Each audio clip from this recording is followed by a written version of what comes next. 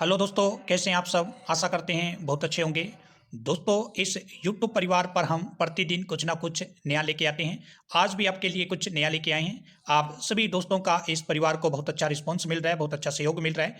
आशा करते हैं कि इसी प्रकार का सहयोग आप सदा इस यूट्यूब परिवार के प्रति बनाए रखेंगे। दोस्तों, प्राचीन टाइम के अंदर भारत छोटे-छोटे किंगडम मतलब छोटे-छोटे राज्यों अर्थात छोटे-छोटे रियासतों में बँटा हुआ था और ऐसी राजस्थान की एक रियासत थी आमेर। आमेर की एक छोटी सी लड़की जो बाद में वहाँ की राजकुमारी बनती है और उस लड़की जो किस प्रकार भारत की महारानी बन जाती है। बात करते हैं जोधाबाई की। जोधाबाई किस प्रकार जोधा बेगम बनती है और किस प्रकार मरियम उज़मानी का खिताब उन्हें मिलता है और भारत की महारानी बनती है। दोस्तों, जोधाबाई और अकबर की जो कहानी थी, अकबर जोधाबाई से बेपनाह मोहब्बत करते थे और ये भी सच है कि दोस्तों जोधाबाई की हर बात अकबर मान लेते थे। आखिरकार अकबर हिंदू संस्कृति से इतने बेपनाह मोहब्बत क्यों करते थे और जोधाबाई की हर बात सम्राट अकबर कैसे मान लेते थे? क्योंकि ये बेपनाह मोहब्बत थी। सम्राट अकबर जोधाबाई से बेपनाह मोहब्बत करते थे। ये सम्राट अकबर की तीसरी पत्नी थी जोधाबाई, जिससे सम्राट अकबर बहुत ज़्यादा प्रेम करते थे, जिसकी वजह से ही सम्राट अकबर ने कुछ ऐसे फैसले जोधाबाई के कहने पर लिए थे। क्यों लिए? क्योंकि ये बेपनाह मोहब्बत थी। उस मोहब्बत पर ही अकबर ने जोधाबाई का दिल रखने के लिए कुछ ऐसे फैसले लिए जो बाद में बहुत सराहनीय साबित हुए। अकबर की धार्मिक नीतियों में जो अपने आप में बहुत बड़ा रोल अदा कर गई और उस टाइम बेपनाह मोहब्बत जो जोधाबाई से अकबर करते थे उसको ध्यान में रखते हुए फैसले करके, जैसे गोवंश पर प्रतिबंध लगाना, तीर्थ कर हटा देना, आगरा के किले के अंदर हिंदू त्यौहार मनाना और जोधाबाई के कहने पर जोधाबाई के लिए मंदिर में पूजा पाठ करना, ये बेपनाह मोहब्बत है और क्या है। लेकिन दोस्तों, ये कोई प्रेम कहानी नहीं थी। कहा जाता है कि ये एक राजनीतिक समझौता था जो जोधाबाई के पिता भारमल और सम्राट अकबर के बीच में हुआ था। क्योंकि पहले बेगम जोधाबाई, जो बेगम जोधा थी वो जोधाबाई थी, जो सम्राट अकबर या मुगल किसी को भी पसंद नहीं करती थी और जोधाबाई को खुद को भी नहीं पता था कि क्या वो भारत की महारानी बन जाएगी। उन्हें खुद को भी नहीं पता था कि क्या उसकी शादी एक मुगल शासक से होगी, क्योंकि उसने तो कभी सपने में नहीं सोचा था कि सम्राट अकबर उसके पति होंगे। क्योंकि उस टाइम सम्राट अकबर भारत के बादशाह थे। भारत के बादशाह से शादी जोधाबाई की होगी ऐसा उन्होंने कभी सोचा नहीं था। तो आज बात करते हैं बेगम जोधाबाई की। मरियम उज़मानी, जिनको जोधाबाई या जोधा बेगम के नाम से जानते हैं, इनका जो जन्म है 1542 ईस्वी में होता है। एक राजवंशीय राजकुमारी थी ये, जो मुगल बादशाह जलालुद्दीन मोहम्मद अकबर से शादी के बाद मलिका ए हिंदुस्तान बनी। यही जोधाबाई है जो मलिका ए हिंदुस्तान बनी जब इनकी शादी सम्राट अकबर से हो गई। ये आमेर जो राज्य था, आमेर रियासत के राजपूत राजा भारमल की पुत्री थी। इनके गर्भ से ही मुगल सल्तनत के वलीयद और अगले बादशाह नूरुद्दीन जहांगीर का जन्म हुआ, जिन्हें सलीम के नाम से जानते हैं। जोधाबाई को ही हरकाबाई या हरकूबाई या हीरा कुंवरी के नाम से जाना जाता है। ये जोधाबाई है, ये जोधा बेगम है, ये हीरा कुंवरी थी, ये हरकाबाई थी और यही मरियम उज़मानी थी। ये जोधाबाई के कुछ नाम हैं। जोधा बेगम उर्फ मरियम उज़मानी, इनका जन्म जो है 1542 में सांबर आमेर में होता है और इनका जो विवाह है वो एक राजनीतिक समझौता था। राजा भारमल के मुगल बादशाह के प्रति संधिबद्ध होने का संकेत था। अकबर के साथ उनके विवाह से उनकी धार्मिक और सामाजिक नीति में एक क्रमिक बदलाव आया।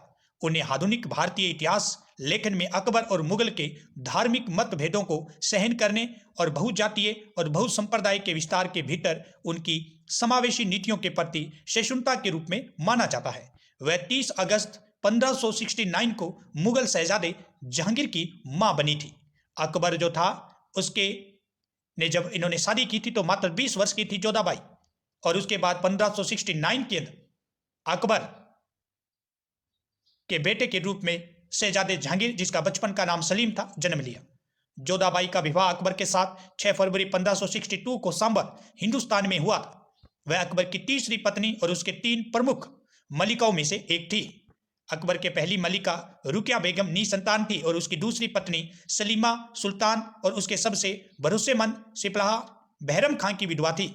जो सलीमा थी वो बहरम खां की क्या थी? विधवा थी, जिससे सम्राट अकबर ने विवाह किया था। शहजादे के पैदा होने के बाद जोधा बेगम को मरियम उस्मानी बेगम साहिबा का खिताब दिया गया।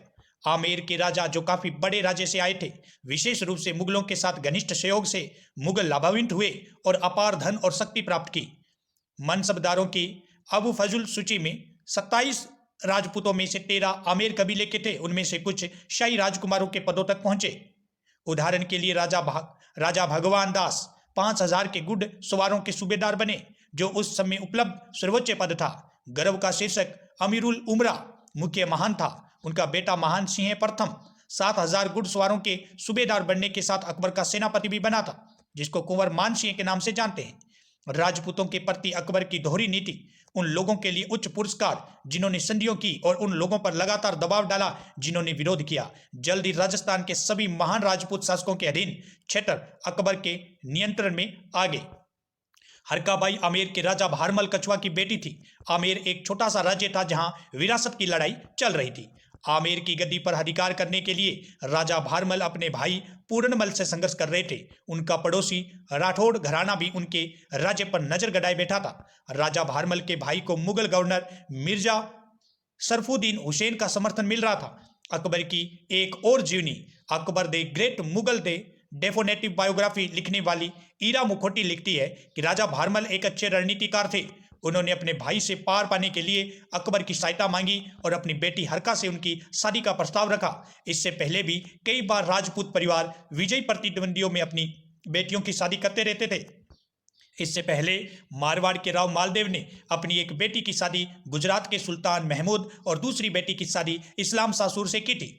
दोस्तों, जोधाबाई का जो शादी होता है, विवाह होता है सम्राट अकबर से, ये कोई पहला विवाह नहीं था कि राजपूतों ने किसी मुस्लिम शासक के साथ विवाह किया है। इससे पहले भी राजपूत मुस्लिम शासकों के साथ अपनी बेटियों के विवाह करते रहते थे और जब विजिट हो जाते थे मुस्लिम शासक तो उन्हें करना पड़ता था, क्योंकि पहले स्वतंत्रता नहीं थी, स्वतंत्र भारत नहीं था, राजनीतिकरण था और राजनीतिकरण के अंदर जो जीतता है सब कुछ उसी का ही होता है।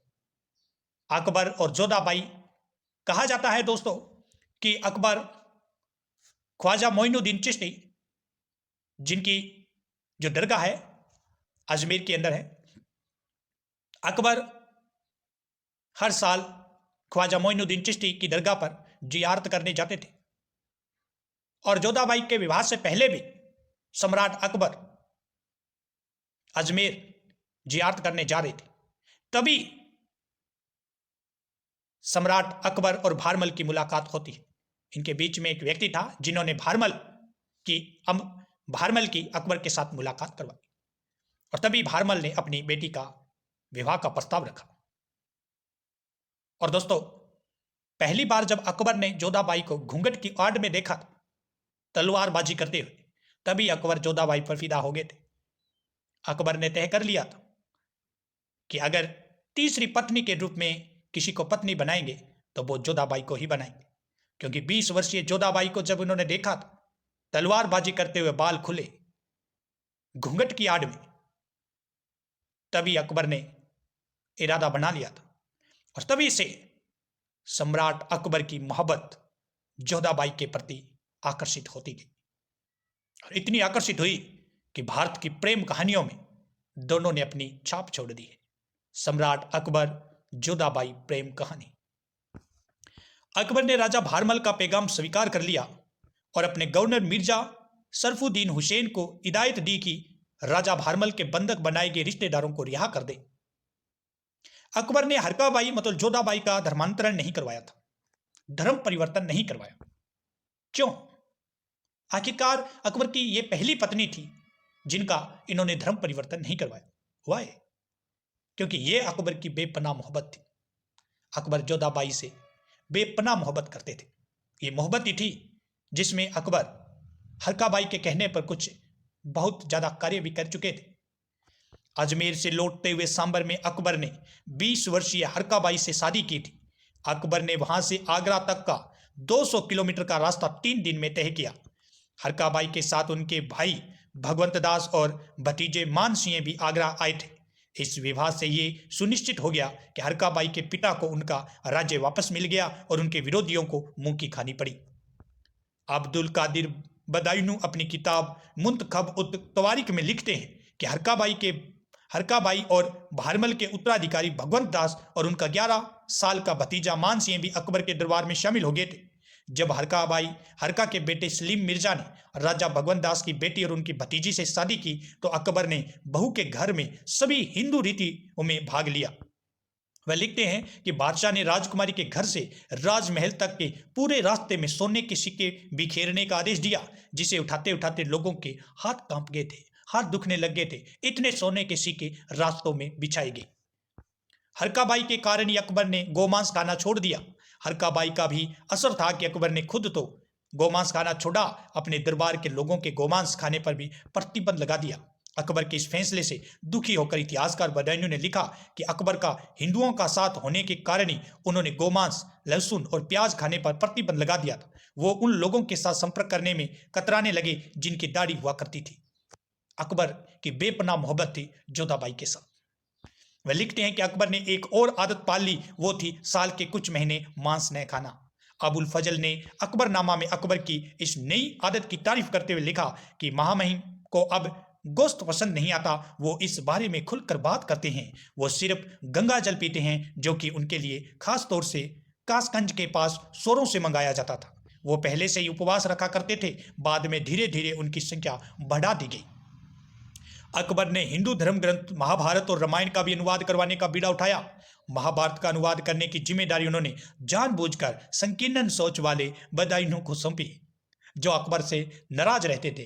कारण अकबर की बेपनाह मोहब्बत जोधाबाई, क्योंकि जोधाबाई के कुछ ऐसे फैसले जो मुस्लिम इतिहासकार और मुस्लिम वंश के लिए खतरनाक थे। वो नहीं चाहते थे कि अकबर ऐसा फैसला ले, लेकिन अकबर तो बेपनाह मोहब्बत करते थे, और बेपनाह मोहब्बत में बंदा क्या कर जाता है पता नहीं चलता। ये मोहम्मद जलालुद्दीन अकबर के नाम से प्रसिद्धि पाने वाले मुगल शासक थे। इन्होंने इतिहास में सबसे सफल मुगल शासक के रूप में माना जाता है। यह एक ऐसा राज्य बना दिया जिसे दोनों संप्रदाय हिंदू एवं मुस्लिम ने प्यार से स्वीकार किया, इसलिए उन्हें जिल-ए-लाही के नाम से भी नवाजा गया। अकबर के शासन से ही हिंदू मुस्लिम संस्कृति में संगम हुआ, जो कि उस वक्त की नक्काशी से साफ जाहिर होता था। मंदिरों और मस्जिदों में समागमन हुआ, दोनों को समान समान का दर्जा दिया गया। जब भी हम इतिहास के इस रूप को देखते हैं, तब यही एक सवाल उठता है कि ऐसा क्यों अकबर जैसा शक्तिशाली शासक हिंदू संस्कृति को भी प्रेम करता था। तब इतिहास के पन्नों से आवाज आती है कि उस प्रेम कथा की जिसे हम जोधा अकबर कहते हैं, क्यों हिंदू संस्कृति से अकबर इतना प्रेम करने लगा था, वो थी जोधाबाई की बेपनाह मोहब्बत। क्योंकि जोधाबाई नहीं चाहती थी, जोधाबाई के मन में कभी ऐसा ख्याल नहीं आया, उन्होंने सपने में भी नहीं सोचा था कि मुस्लिम शासक से उसकी शादी होगी। वो तो किसी छोटे से रियासत के राजकुमार के सपने सजाए बैठी थी। उसको क्या पता था कि उसका विवाह सम्राट अकबर से होने वाला है, और ऐसा विवाह जो इतिहास के पन्नों में ऐसी छाप छोड़ देगा, जो हिंदू मुस्लिम संस्कृति के लिए एक समान प्लेटफॉर्म पर नजर आएगा। क्योंकि जोधाबाई अकबर को पसंद नहीं करती थी तब तक, जब तक वो आमेर से आगरा नहीं आई थी। आगरा आने के बाद अकबर के रवैये से, अकबर की बेपनाह मोहब्बत से जोधाबाई अकबर को इतना प्यार, इतनी बेपनाह मोहब्बत करती थी कि काश वो अपने पिता से भी न करती हो। उसके लिए सब कुछ अकबर था, और इसी बेपनाह मोहब्बत में अकबर फैसले करता गया। पूरा नाम मोहम्मद जलालुद्दीन अकबर। तो इस तरह से आज हमने देखा दोस्तों, जोधाबाई जो एक छोटे से रियासत की राजकुमारी, जो भारत की मलिका हिंदुस्तान बनी, भारत की महारानी बन गई। जोधा अकबर की बेपनाह मोहब्बत सालों साल इतिहास के पन्नों में आवाज उठाती रहेगी। ऐसी मोहब्बत जो हिंदू मुस्लिम एकता, भाईचारा, समन्वय, मस्जिद मंदिर को समान अधिकार देने की बात करती है।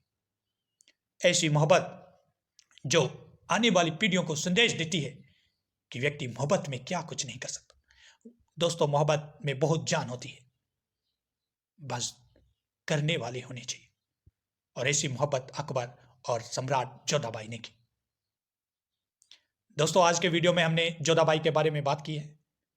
आप सभी दोस्तों का इस YouTube परिवार को बहुत अच्छा रिस्पॉन्स मिल रहा है। आशा करते हैं कि आगे भी इसी प्रकार का रिस्पॉन्स आप इस YouTube परिवार के प्रति बनाए रखेंगे।